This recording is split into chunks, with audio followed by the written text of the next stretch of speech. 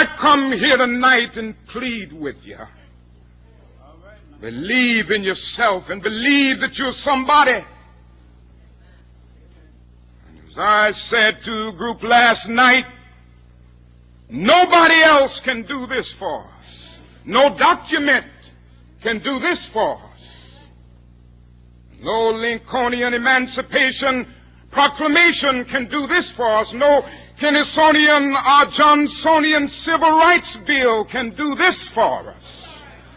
If the Negro is to be free, he must move down into the inner resources of his own soul and sign with a pen and ink of self-assertive manhood his own Emancipation Proclamation.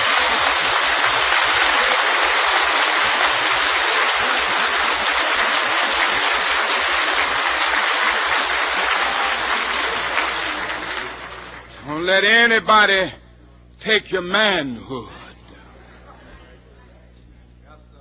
Be proud of our heritage. As somebody said earlier tonight, we don't have anything to be ashamed of. Somebody told a lie one day. They couched it in language. They made everything black, ugly, and evil. Look in your dictionary and see the synonyms of the word black. There's always something degrading and low and sinister. Look at the word white. It's always something pure, high, and clean.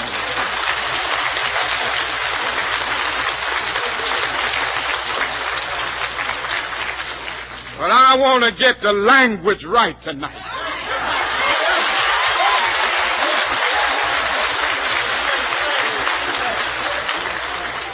I want to get the language so right that everybody here will cry out, yes, I'm black, I'm proud of it, I'm black and beautiful.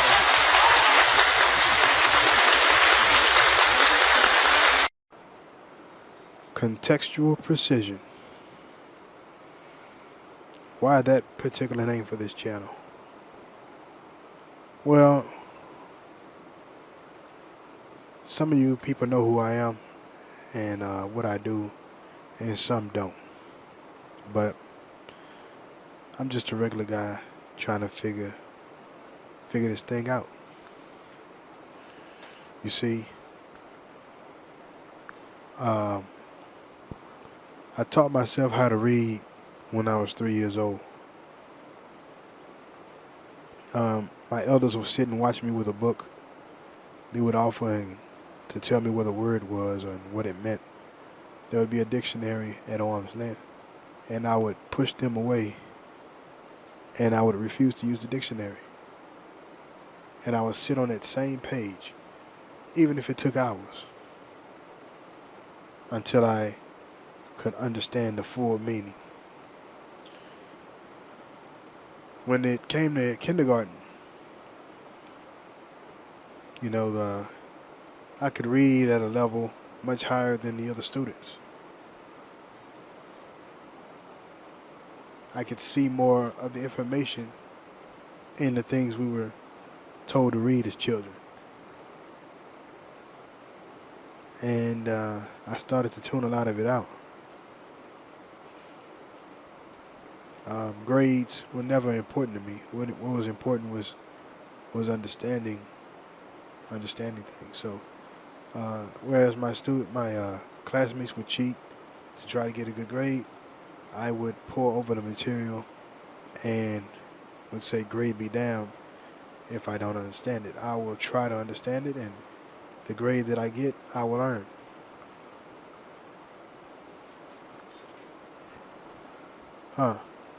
Well,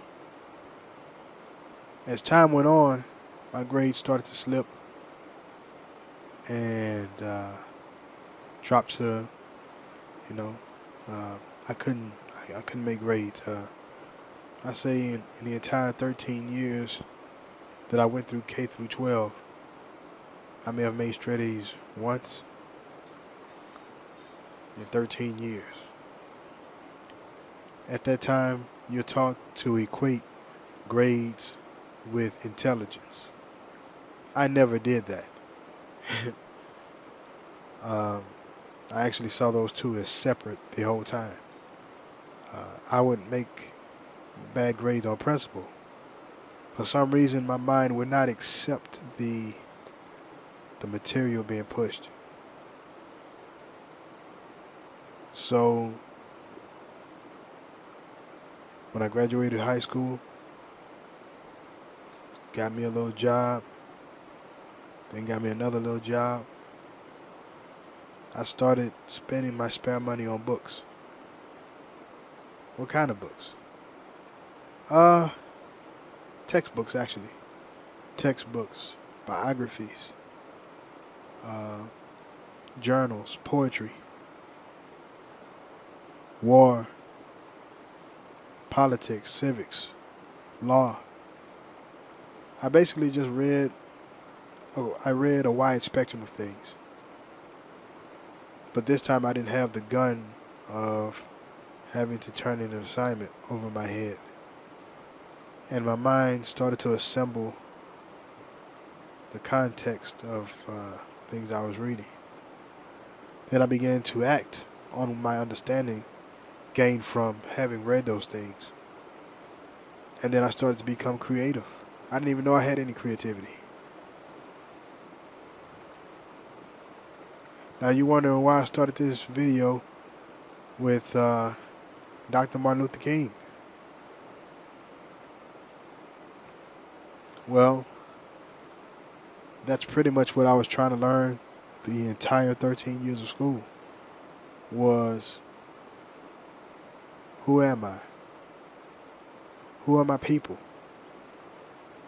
Why don't I see them reflected in the curriculum? When I turn on the television, why do I see a different set of people in my community than I see on TV? My people are not like who we are on television. Where am I? Who am I? What am I? Who are we? What are we? And that's why this video, I'm talking primarily to black people, because I want to give you some keys to understanding that what you're experiencing, what we're experiencing as a people, you're not alone.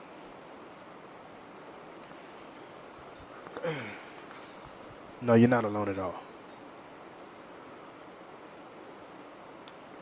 You see, this morning I posted a video on my Facebook of I was singing a Vietnamese song to some Vietnamese people. And I posted it across different language groups I'm part of in Facebook.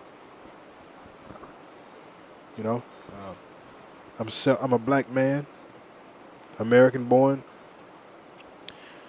African by blood, I guess. Well, I know. I guess I know that now. African by blood, but never taught my culture. And if you don't know well, I'll get into that later. I posted the video, and I don't know, man. I just started noticing different patterns of behavior. You see, Vietnamese is considered to be a tough language for Westerners because, you know, it has a lot of tones and you have to be precise with it, and you know it's hard to hear. You know, if you go to the textbook, it's Xin Chào Tôi Muốn Nói Tiếng Việt. But if you do that to a native speaker who doesn't really know you, that sounds like scratching the chalkboard to them. But I don't have that problem. When I talk to the native speakers, it's like, chào em. Chúng ta nói chuyện với nhau một lát được không? It's a whole different vibe. My way is different than the Europeans.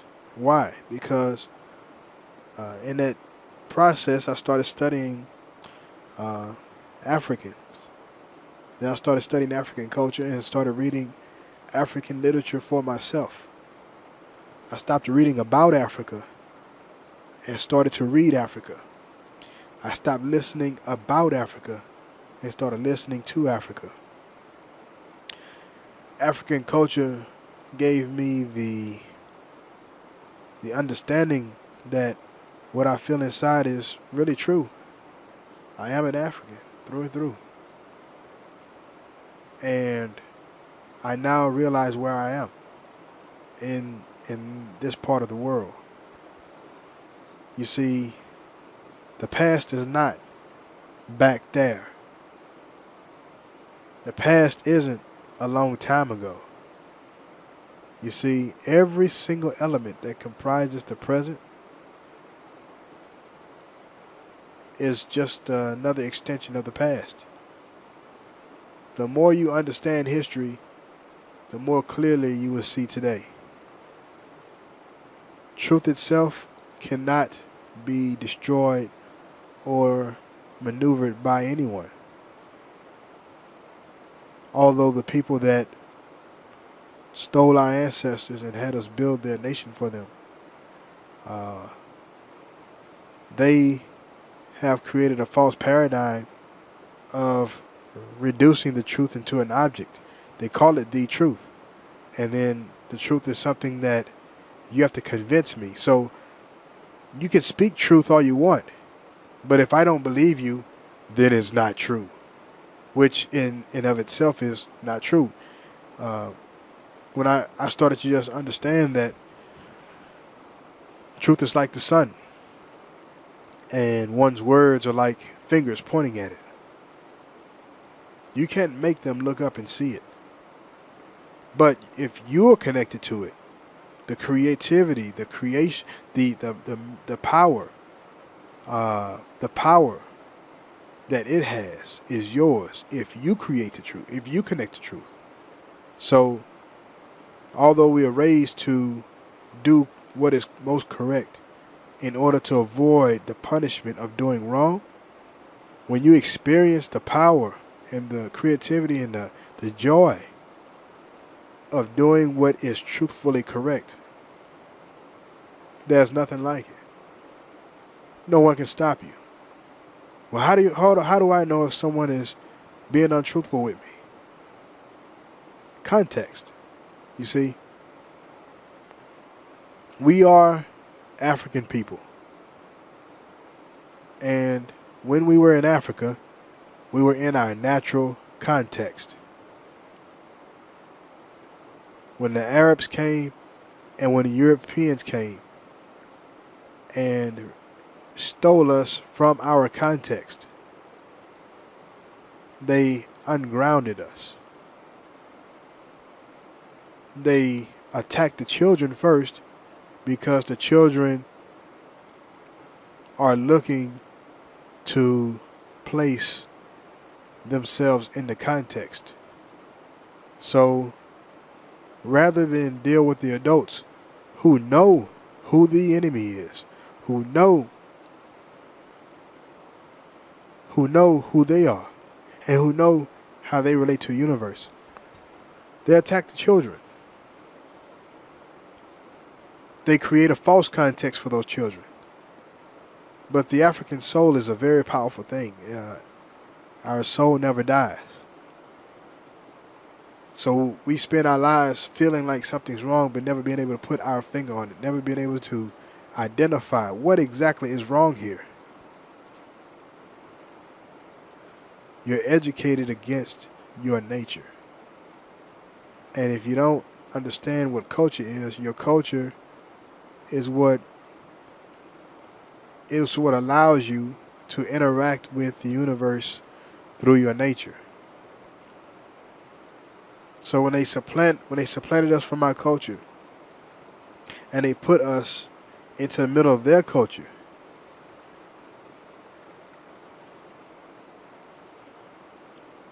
their stability is stabilized. Their society is stabilized by African dysfunction. Ooh, how dare you say that? Let me give my people some power. I only speak through my observations. I see it, and as I speak, I am describing an observation. It's an observation. I'm looking right at it. I'm describing it. I know that there'll be some people who can see it. There'll be some people who can't see it. But nevertheless, I am describing what I honestly and truthfully see.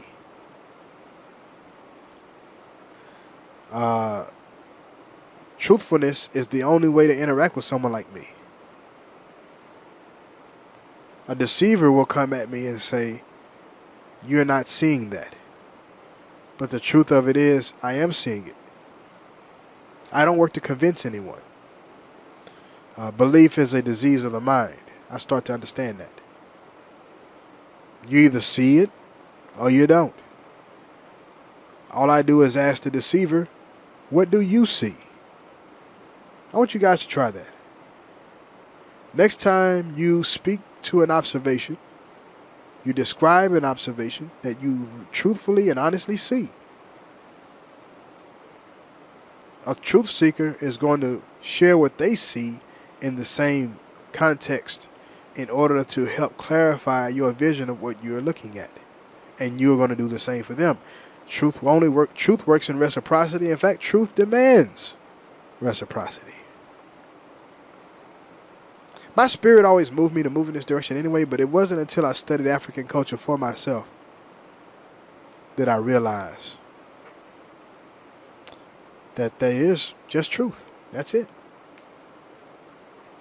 Throughout history, all that I've studied, even if you look at the present day, even if you look at all the technology and go, wow, dig deep enough, you're going to find black minds right there that come up with the centerpiece that make it all work. Whether it's Dr. Emigwali, whose mathematical formulations allow the internet to be possible. Whether it's Jerry Lawson, whose invention of the video game cartridge revolutionized the video game industry. I could go on and on and on, but that African mind is always looking to harmonize things. And as African people, out of our natural element, our emotions run on a 10, and the institutions we look to soothe our emotions, they all poison us. They all misdirect us from truth. The only way to harmonize your emotions is truthfulness. We're taught to suppress our emotions, but your emotions are a form of nature. You cannot suppress your emotions, and your emotions always point you towards truth. No matter how painful it is, you have to be willing to go see what it is. You have to be willing to observe that which is true. No matter how it makes you feel, you must be willing to observe it. Your emotions are a sensor, and they point you in a direction. You have to go and observe and that direction, and the language to describe it will come to you. As I'm listening to people, I'm listening for people who have observations, but most people don't have observations. They have recollections, but they don't have observations because it takes courage to go observe. It takes courage to go see. In fact, you're not really taught to interact this way,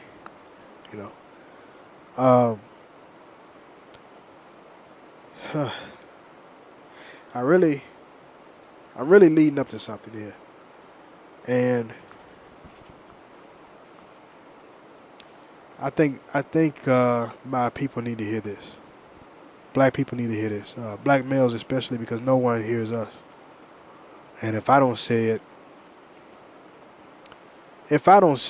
I won't be doing you guys and myself a good service. I need to get this off my chest, and you guys need to hear me say this so that you can observe it for yourself, and we can start a synergy of actually speaking about this shit.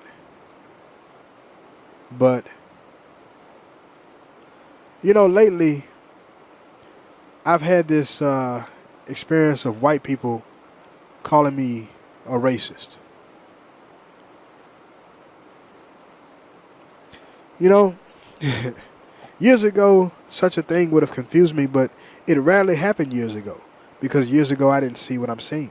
Years ago, I couldn't observe. Years ago, my observations were not as clear as they are now. And I started to pay very close attention to the time and place in which these accusations or when these verbal jabs would come at me. See, the time and place someone says something is just as important as what they say. In fact, the time and place they said can tell you a lot more about what they said than what they said. That's what I mean by context. There are certain elements that a deceiver cannot hide. But if you are not aware enough to see them for yourself, then he gets away with it. So I give you a scenario.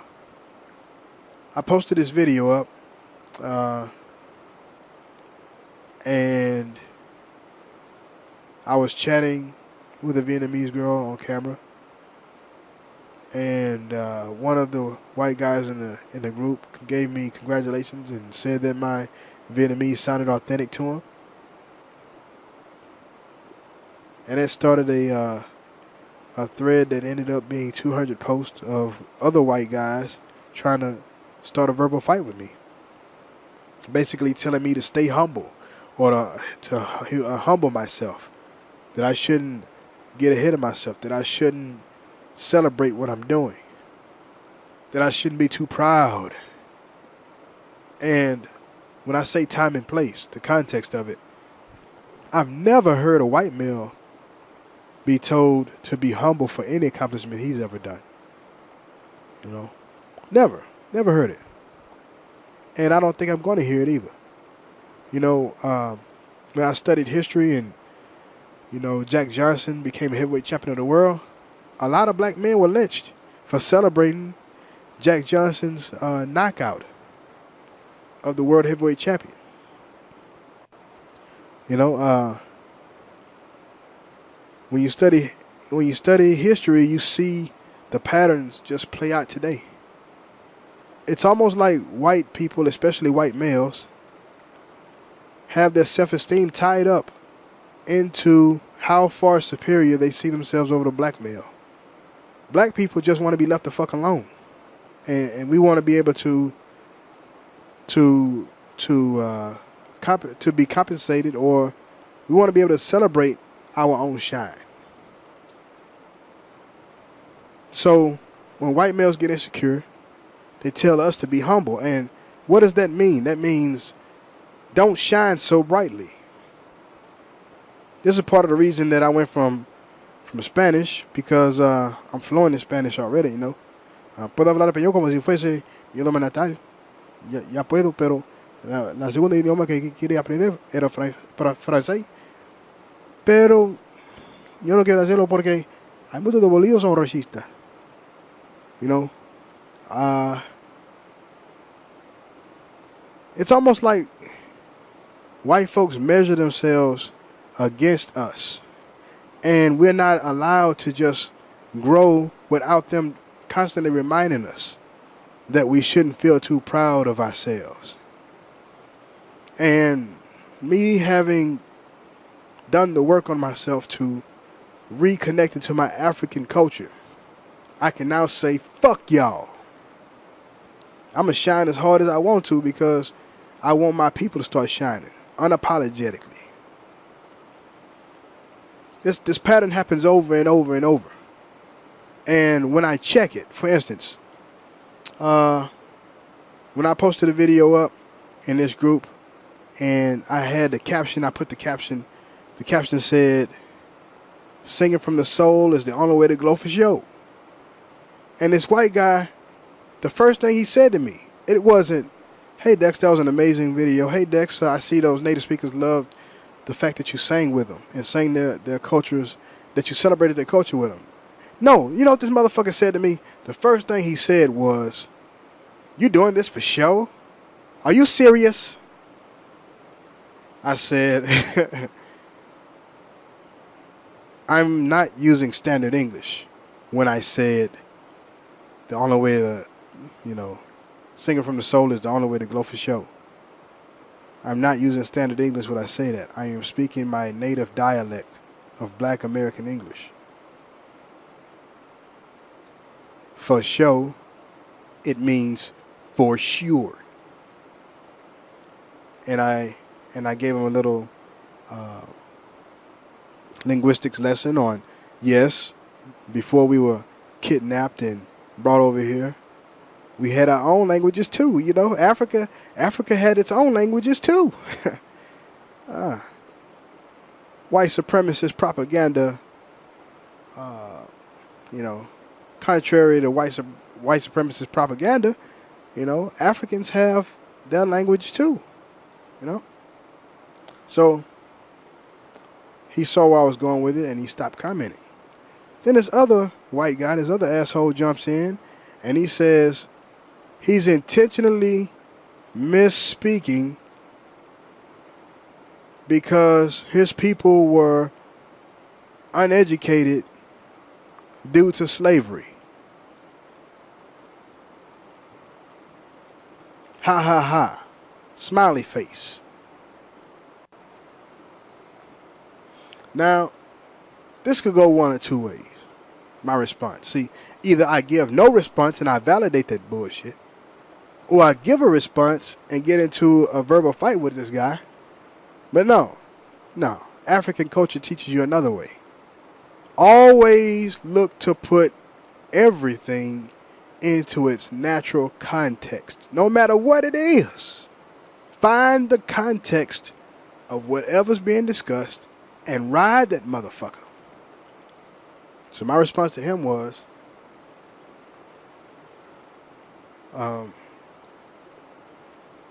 every people have a right to their natural dialect. Because if a people does not have their culture, their cultural root, then they can never interpret reality accurately. Your culture is what gives you the keys you need to see what truth is. Without your own culture, you can never know truth. Most Europeans who move to America and become Americans, they are so disconnected from their own culture that they can't see truth anymore. And now they're afraid of their own shadow. You see, in order to become a white person, you have to come here from Poland and give up your Polish culture and become white. You have to come here from England and give up your English culture and become white. You have to come here from Germany, Spain, Romania, Poland, Czechoslovakia, Russia, Argentina. You have to come here and then become white. They don't understand the trick bag they being put in. Right? Are all white people racist? Yeah. In order to be white, you have to be a racist. That's the requirement. Now, they have different levels on exercising that, but different levels of expressing that. But as you start to connect into your Africanness, and you have to study. Here's a couple of titles for you. 2,000 Seasons by Ikwe Arma and Urugu, an African-centered critique of European cultural behavior and thought by Maremba Aini. You need those two books to start off. Okay, because as you become more of yourself, racists will become more hostile to you.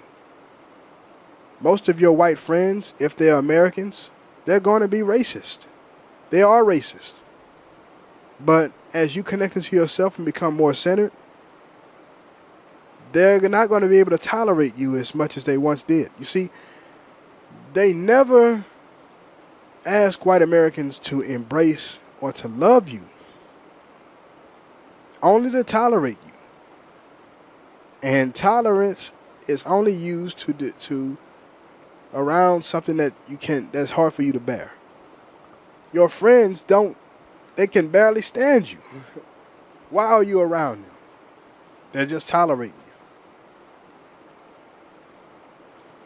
The more truthful you become, the more contextually precise you become, the more your white friends will fear you. Do I hate white people? No. But am I going to let them just be racist comfortably? No. And a lot of them, in order to defend their psyche, they will call the victim of racism a racist for verbally expressing his disapproval of physical acts of racism against him. So a racist who commits racism with their actions, they feel offended that their victim would voice their displeasure with their act of racism. They will accuse you. They will say you, victim of racism, are the reason racism persists. But last time I checked, two comes after one, right? In order for someone to complain about being a victim of racism, they have to be victimized by racists. If they aren't victimized by racists, then there would be no racism to talk about. Black people are the cause of racism. Really? Last time I checked, Europeans coming into Africa and stealing us because they didn't have the understanding to build what they wanted built for them, for themselves, that was racism. You see, that's the root.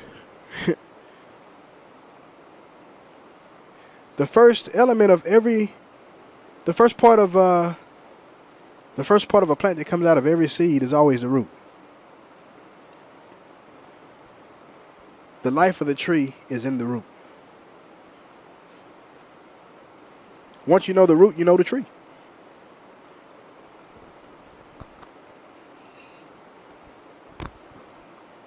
When they call you a racist, there's just two wrong ways to handle it, and we're given both. But I'm going to show you a third. Well, contextual, you're a racist. That's racist what you said. You're a racist with a victim complex. This motherfucker had the nerve to call me a racist with a victim complex. Here's mistake number one. Well, motherfucker, you victimized me. Shit, you the one that's a racist. You over there kidnapping Africa. No, that's the wrong way to handle it. Well, I know I'm not a racist. No, I don't have no victim complex. Wrong way to handle it. Why? Because he just used two terms on you that have no meaning. Right? Just exactly what is a racist. Anyone who calls you a term, anyone who calls you a name, demand that they give you the meaning for it. Don't even use it. Just say, what do you mean when you say racist? What is a racist? That normally stops them in their tracks. If they tell you what a racist is, ask them why they apply that term to you. Always stay in context. There's no need to get emotional. That's African culture. It's about harmonizing your emotions with truth. Truth, that the resonance of that resonance of your high spirit and truth is so relaxing that you can face anything. Nothing is gonna insult your emotions. It's just gonna trigger the proper question. So always ask a racist to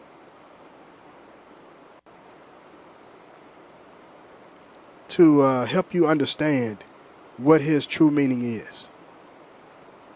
A lot of times, racists don't like to be identified as such. But if you ask the right questions, they will either recognize that they must tell you the truth. Because if you know you're talking to a racist, put the shit in context. There's no need to get mad at talking to a racist. But I will tell you this: I haven't met a white person yet that was not a racist. They have different levels of honesty about it. I never call them racist. I don't call anybody any name at all. I just try to get them to show me who they are. And the only way to do that is to always be looking for truth for yourself. The more truthful you are, the more truth you will demand from everything around you. All right, so. And I think I got to play Dr. King again on the outro, because nobody is going to do this for us. You see, their forefathers made us the foundation of their civilization. Black dysfunction is a political and economic necessity for this current society, and they know it.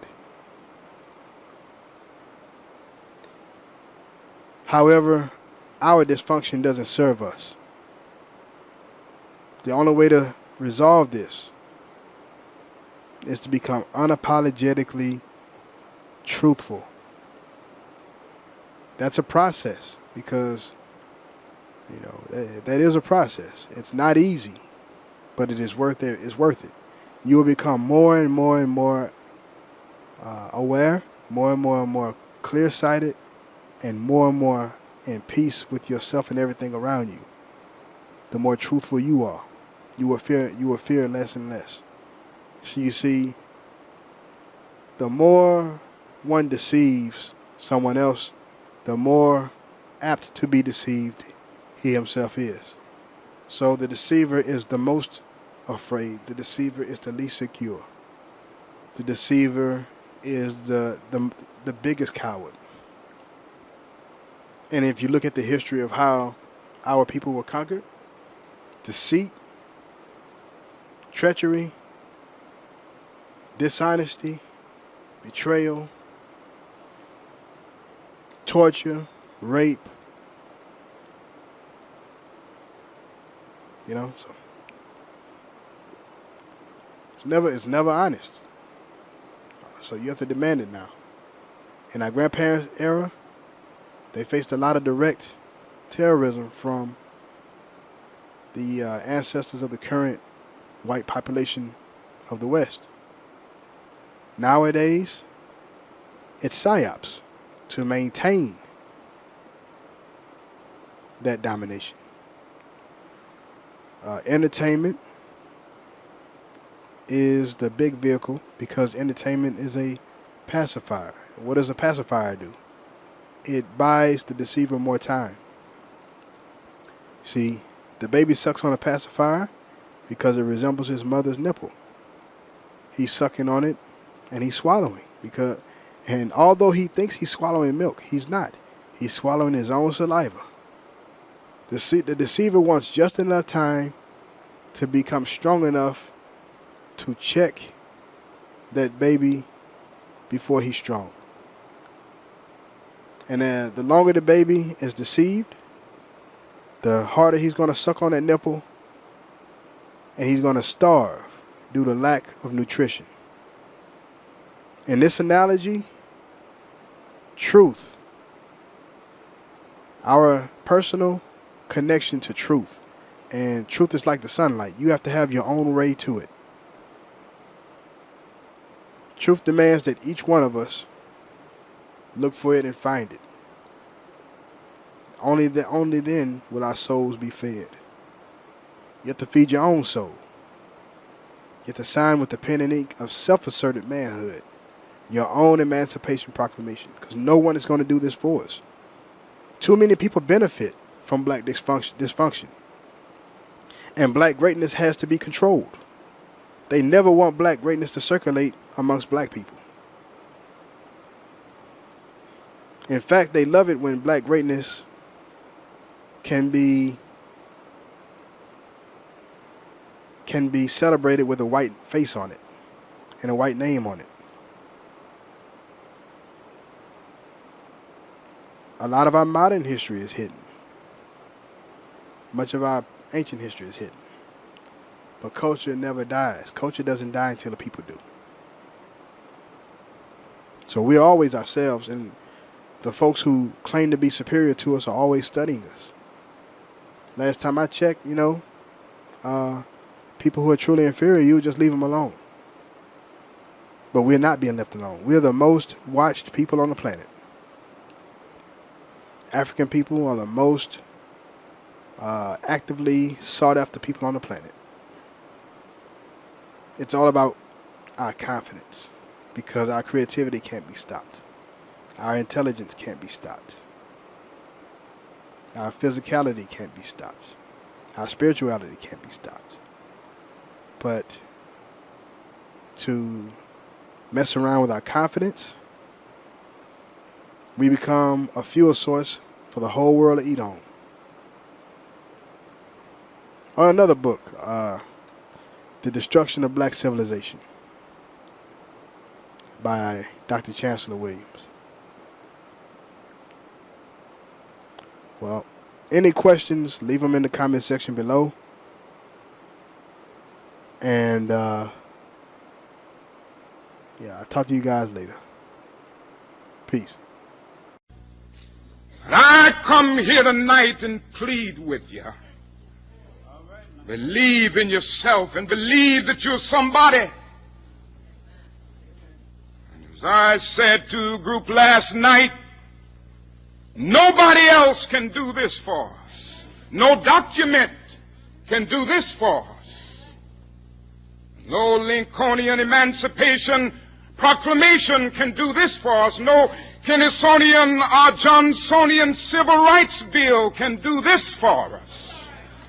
If the Negro is to be free, he must move down into the inner resources of his own soul and sign with a pen and ink of self-assertive manhood his own Emancipation Proclamation.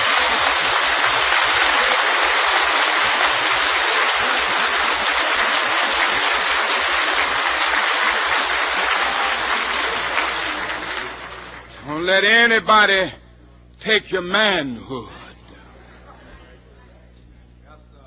Be proud of our heritage. As somebody said earlier tonight, we don't have anything to be ashamed of. Somebody told a lie one day. They couched it in language. They made everything black, ugly, and evil. Look in your dictionary and see the synonyms of the word black. There's always something degrading and low and sinister. Look at the word white. It's always something pure, high, and clean.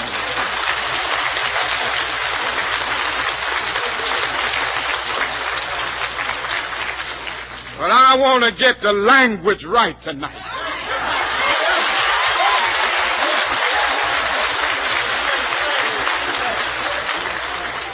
I want to get the language so right that everybody here will cry out, yes, I'm black, I'm proud of it, I'm black and beautiful.